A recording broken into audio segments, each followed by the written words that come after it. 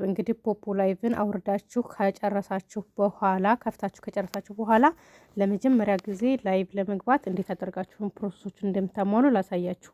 የመጀመሪያ ፕሮሰስ የምታሟሏቸውን ነገሮች መጀመሪያ ፖፖ ላይቭን አፕሊኬሽኑን አንድ ጊዜ ኦኬ ብላችሁ ትገባላችሁ ማለት ነው። ከዛ በዚህ መልኩ ያመጣላችኋል ሰዎች እንደዚህ ፊት ለፊት ተደርድረው። ከዛ እናንተ የምትነኩት የቱን ነው? ይችን የመጀመሪያ እነዚህን 5 ነገሮችን ተመልከቷቸው።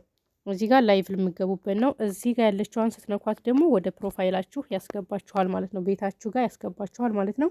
አሁን ለመጀመሪያ ጊዜ እናንተ መንካት ያለባችሁ ምንድን ነው? ይችን ነው የምትነኳት።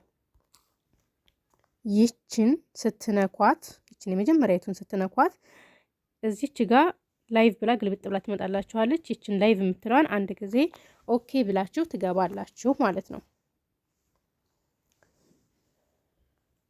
ኦኬ ብላችሁ ስትገቡ በዚህ መልኩ ያመጣላችኋል ማለት ነው። እዚህ ጋር የምታሟሏቸውን በደንብ ማየት አለባችሁ ማለት ነው። እዚህ ጋር ፕሮፋይላችሁን ታስገባላችሁ። አንድ ጊዜ ኦኬ ብላችሁ ከዛ አድ ፎቶ ይላችኋል። አድ ፎቶ የሚለውን ነክታችሁ ወደ ጋላሪ ወስዳችኋል። ከጋላሪ ፎቶአችሁን እዚህ ጋር ማስገባት ይኖርባችኋል።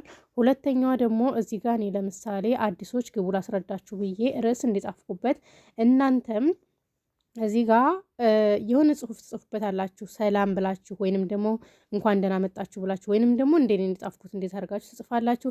ከዛ ሶስተኛ ደግሞ እዚች ጋር ቻቲንግ የምትለዋን አንድ ጊዜ ይችን ትጫናላችሁ ማለት ነው። መጀመሪያ ፎቶ ታስገባላችሁ። ከዛ ቀጥላችሁ ርዕስ ትጽፋላችሁ እዚች ጋር ታስመልክታለችበት ጋር። ከዛ ቀጥላችሁ እዚች ጋር ቻቲንግ የምትለዋን የመጀመሪያዋን ትነካላችሁ። ከዛ ቀጥላችሁ ጎ ላይቭ የሚለውን ተጭናችሁ ወደ ላይቭ መግባት ነው ማለት ነው። እንደዚህ አድርጋችሁ ለመጀመሪያ ጊዜ ላይቫችሁን መግባት ትችላላችሁ ማለት ነው። እኔ ሳላስበው ነክቼ ገባሁኝ ወደ ላይቭ ማለት ነው።